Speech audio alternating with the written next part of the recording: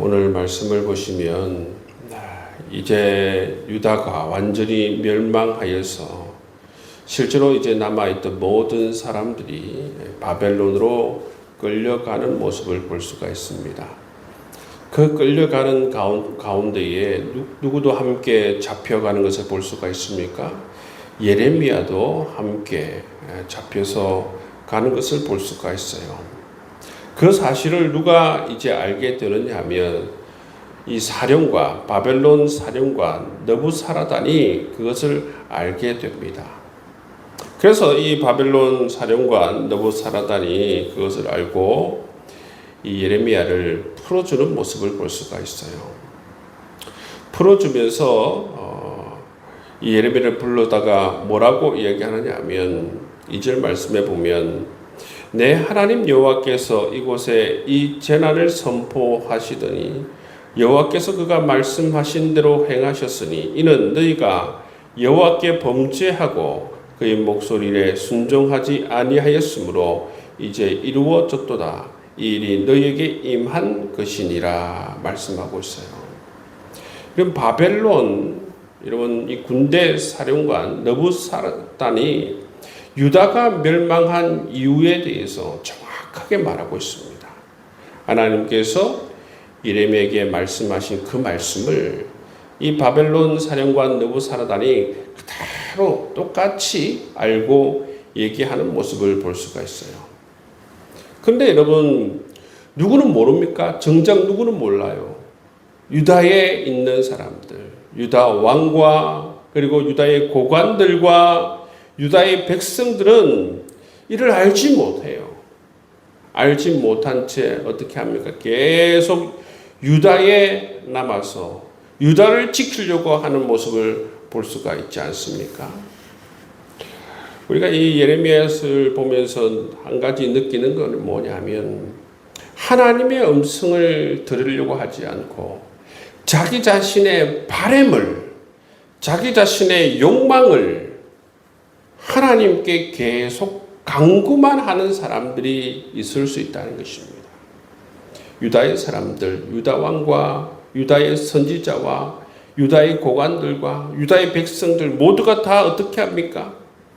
자기 자신의 바램을, 자기 자신의 욕망을 끝까지 멸망할 때까지 여러분 하나님께 구하고 그렇게 하는 것을 볼 수가 있어요. 여러분 정말 우리가 욕망을 구하는 그러한 사람들이 아니라 정말 하나님의 음성에 귀를 기울이고 하나님의 뜻을 묻고 사명에 따라가는 사람들이 되어야 되지 않겠습니까? 여기에서 하나님이 우리를 단순히 그냥 도와주고 위하는 사람 이렇게 되면 안 됩니다. 하나님은 우리의 삶의 주가 되셔야 하는 것이죠. 하나님은 내 삶의 주가 되셔야 하는 것입니다.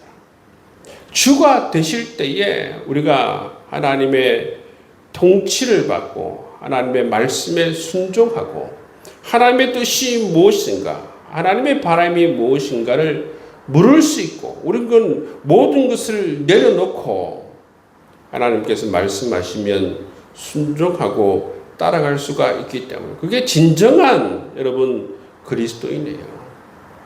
진정한 그리스도인들은 하나님을 나의 구세주입니다, 구원자입니다 라고 고백할 뿐만 아니라 하나님은 내 삶의 주가 되십니다. 여러분 이 고백이 이루어져야만이 진정한 여러분 그리스도인들이 될 수가 있다는 것이죠. 여러분 유다 왕가와 유다의 고관들과 유다 백성들은 자신의 바람이 너무나도 강했어요. 자신의 바람들이 너무나도 강하니까 어떻게 됐습니까?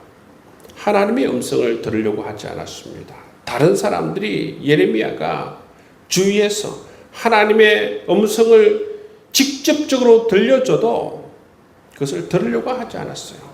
뿐만 아니라 자기 자신의 바람이 너무나도 강해지면 어떻습니까? 객관적인 그러한 시각과 객관적인 판단이 되지 않습니다.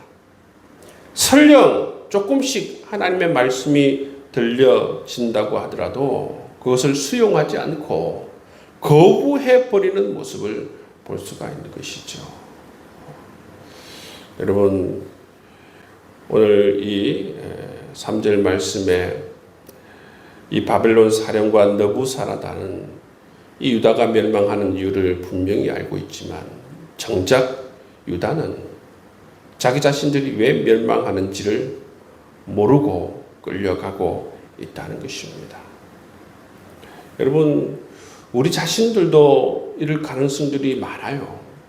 자기 자신의 바람이 너무나도 강한 사람, 자기 자신의 뜻이 너무나도 강한 사람들은 끌려가더라도 왜 끌려가는지, 망해도 왜 망했는지 도저히 그 뜻을 알지 못한 채 오히려 회개하는 것이 아니라 하나님 탓을 하며 하나님을 원망하는 그러한 형국에 빠질 수 있다는 것이죠.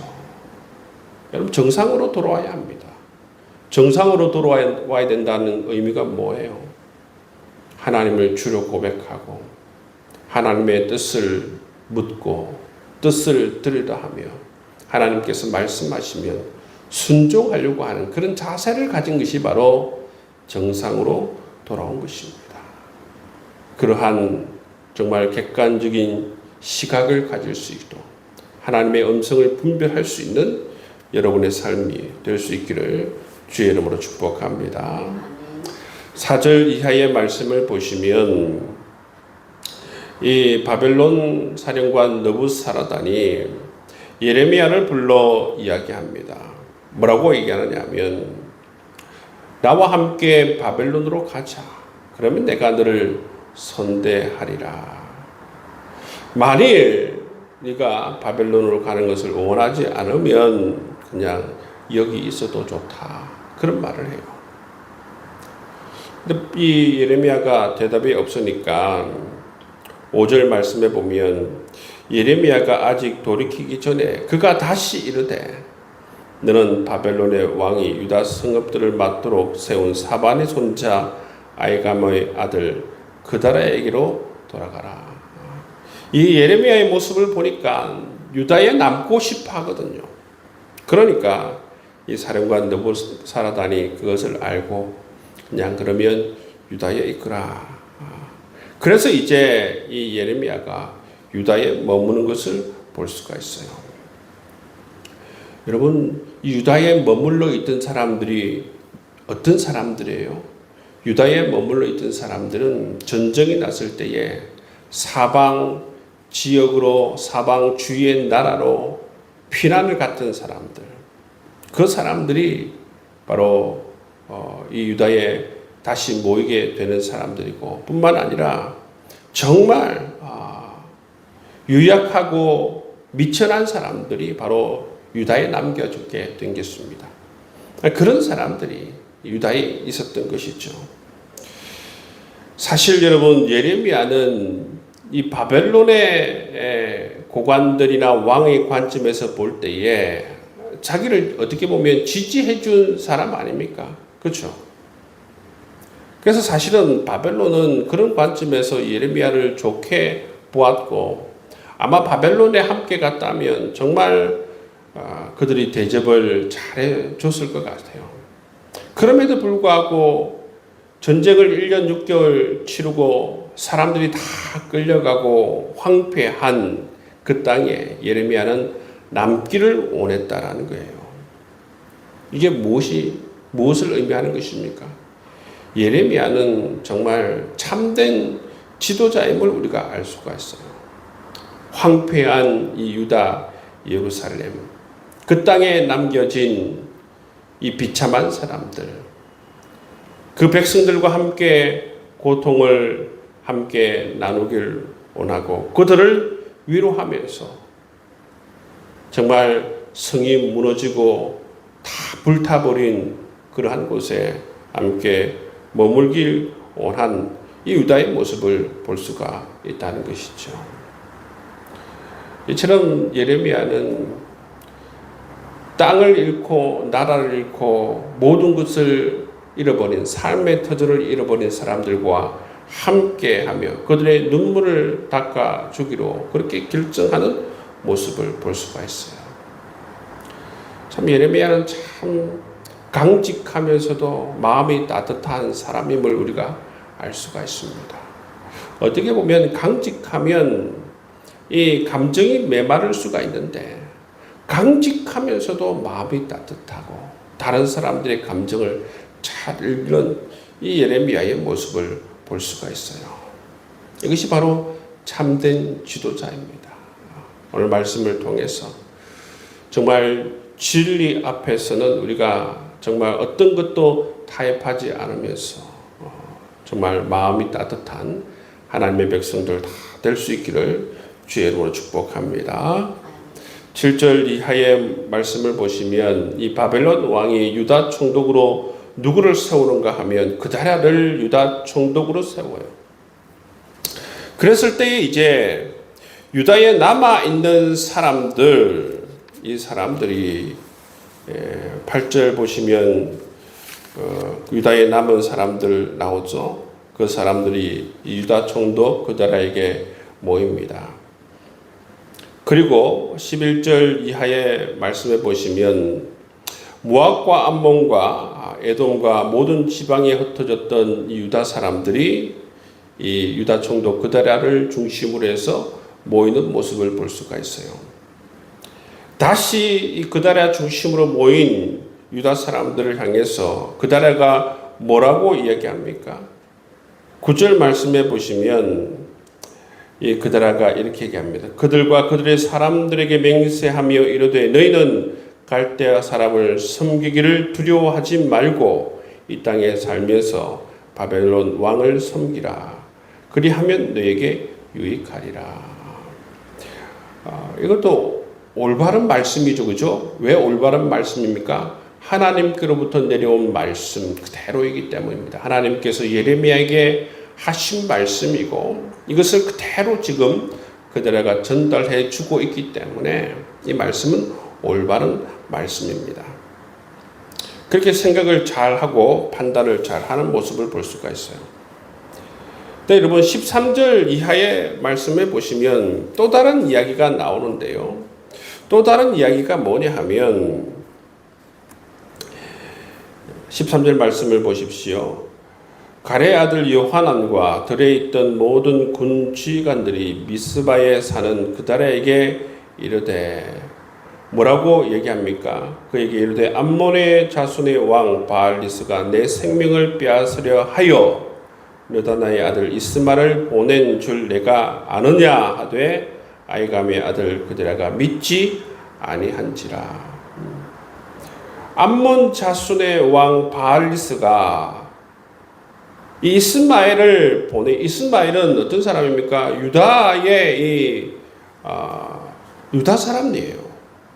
그 사람을 보내어서 너를 죽이려고 한다. 그 말을 이제 전해준 거예요. 암살 계획을 미리 알고 정보를 이제 이 그다랴에게 전해주는 모습을 볼 수가 있는데, 근데 그다랴는 어떻게 합니까? 이 이야기를 듣고 어떻게 합니까? 이 이야기를 불신해요. 불신할 뿐만 아니라 요하난에게 내가 이거 못 들은 걸로 할게.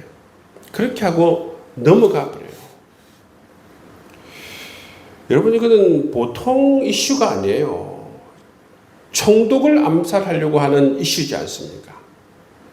그리고 자기 자신을 죽이려고 하는 그러한 이슈이지 않습니까? 목숨이 달려져 있는 이슈입니다.